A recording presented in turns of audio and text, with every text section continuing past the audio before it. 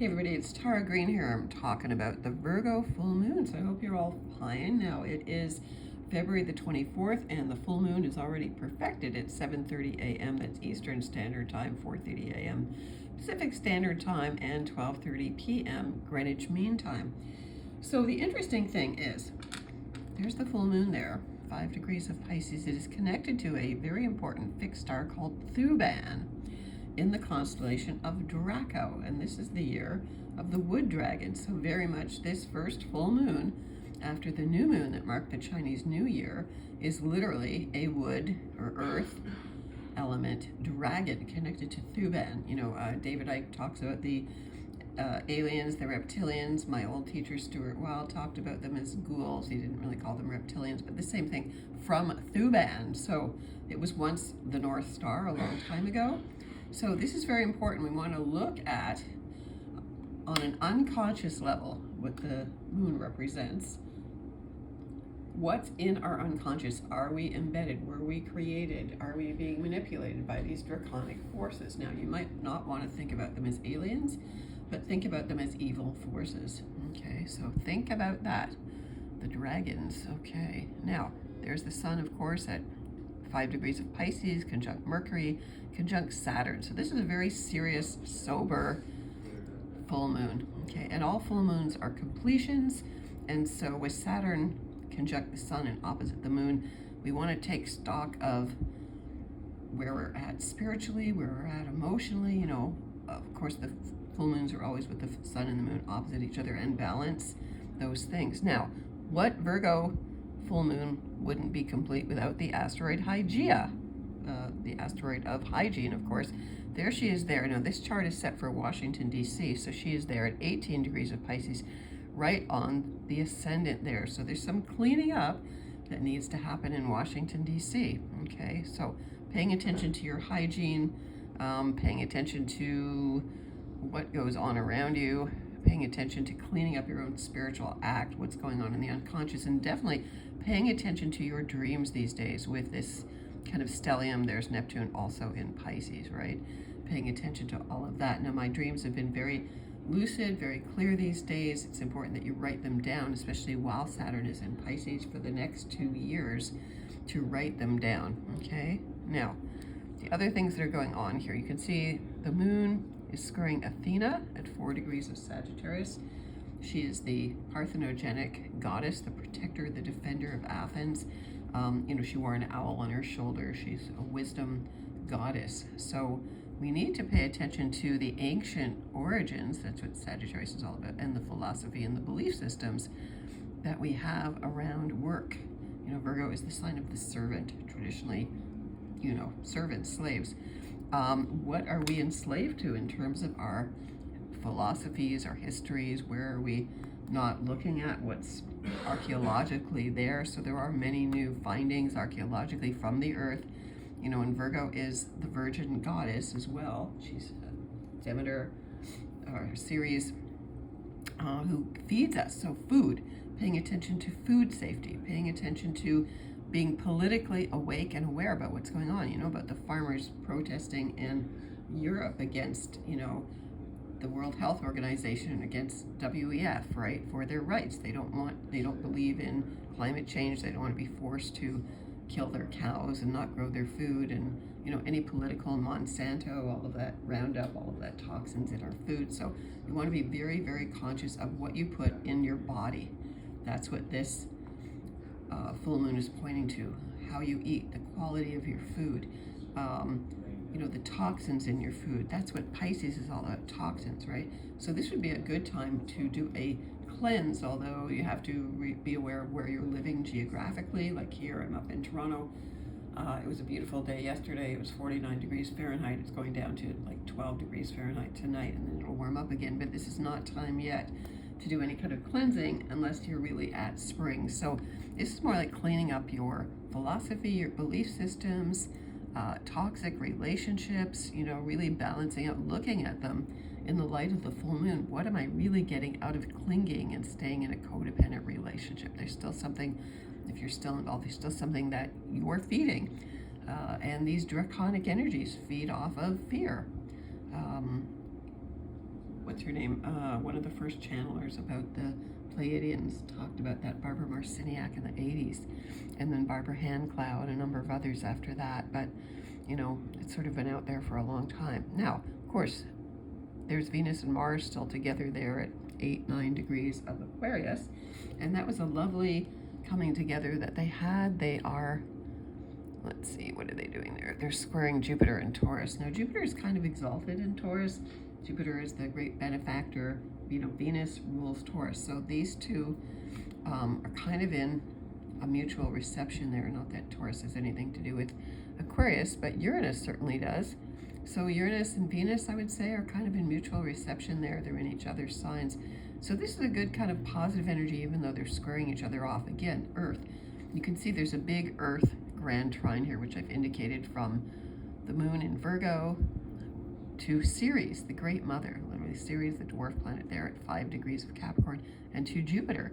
So this is a good time to really be in your body, to really enjoy appreciating, you know, the finer things in life, great food, work, you know, being of service, you know, your own health. So pay attention to all of those things right now and to build yourself up. Now, Pluto's there at 1 degree already at Aquarius. Pluto is, what's it doing there? Pluto's in conjunct the moon. Okay, so Virgo and Aquarius are in conjunct each other. So again, unconsciously in the deep unconscious, you might not be aware of the big major changes going on, although they're already visible in the world with NVIDIA, with AI, with that whole mess that happened with Gemini, their woke program there that, you know, they've had to fire the lady who was head of, so all of that stuff, right? So major change, major societal change going on, just beginning there. Chiron, the wounded healer, is totally exactly connected to the north node of the moon right now. So this is a time of big healing, okay? Of course, Chiron is opposite the south node. And we want to look at where we're defensive.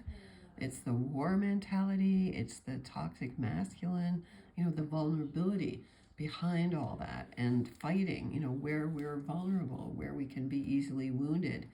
And so Chiron conjunct the North Node means the North Node is where the collective consciousness is. So what are we so defensive about? You know, in a way, those are our blind spots. Now, the green lines here are inconjuncts, and an inconjunct are when planets, or in this case, the node is, sorry, what's happened here? Where the node is 150 degrees apart, you know, so astrology is all about sacred geometry. So there's the South Node in Libra. The relationships, the imbalance that we need to let go of, jettison, release, leave it behind, right? Injustice as well. Now, the South Node is in conjunct Hygeia, there at 18 degrees, and it's also in conjunct Uranus. So Uranus in Taurus rules Aquarius. So Uranus is ruling Pluto, Venus, and Mars right now, personal planets. And so, you know, Taurus doesn't want to let go. Aquarius is also a fixed sign, so we have to watch it. Aquarius gets into this idealism or socialism and thinks that everybody has to toe the line. So Uranus in Taurus, though, wants to kind of mull it over, wants to kind of feel it through its body. So your body right now at this full moon is very important. Now, Virgo rules the digestion, and I find that when planets are in Virgo, I really, really feel it. Now, my South Node is right on that full moon, and I don't know about you, but at this point my body is really bloated up. And again, this is what a full moon would represent. So if you're feeling your digestion is off, it could be constipation, it could be hemorrhoids, it could be all kinds of things coming on right now. That's very much like reflecting the energy of the cosmos, right? And it will pass. It will definitely pass. Now, the other inconjunct is, again, from the moon to Venus and Mars. So again, they've just made their sacred marriage in the sky in Aquarius, which is very much like a new deal, a new way of relating, an enhanced way. You know, the highest side of Aquarius is the ideal, really human consciousness, because I don't think we're really acting. The world doesn't work from this higher consciousness level, which is really about benefiting everybody.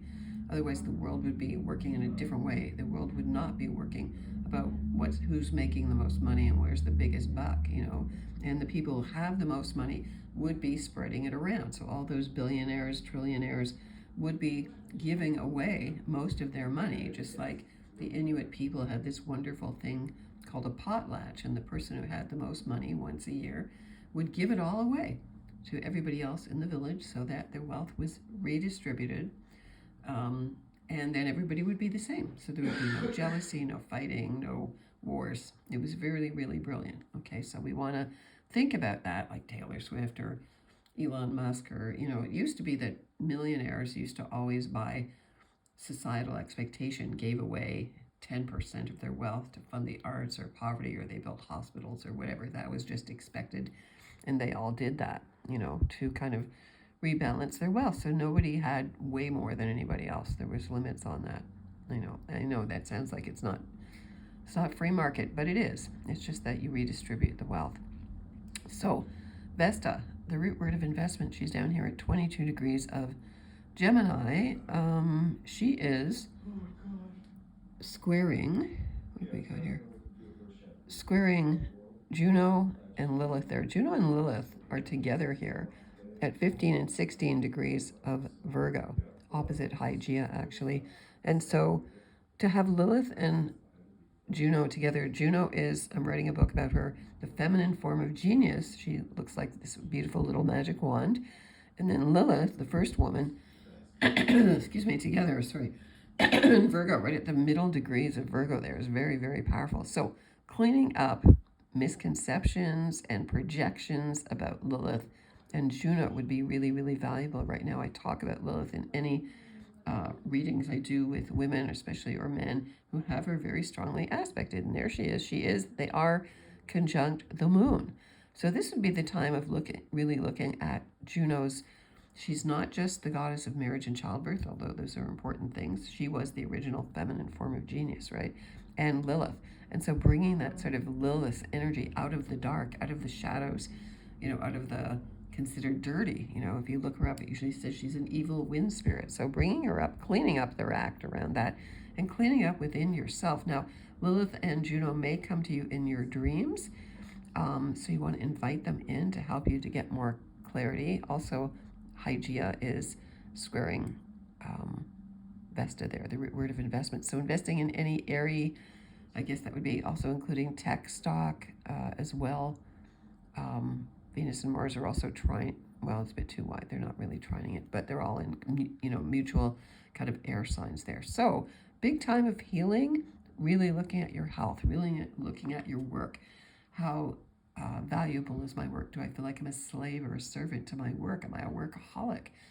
All of these things. Where am I physically dependent on my work, or am I feeling trapped in my work, and how do I see it from a bigger, more spiritual perspective? And also, the full moon in Pisces is all about charity, compassion, giving to others, not being so concerned with the self. It's about endings, completions. It's very much a full moon of completing in a very sober, serious way. So also watch any drinking, drugging, alcohol, shrooms, whatever it is you're taking these days, because on a full moon, the energy is peaking. So I want to wish you all the best blessings. If you want to get in touch with me, I'm at taratarot.com.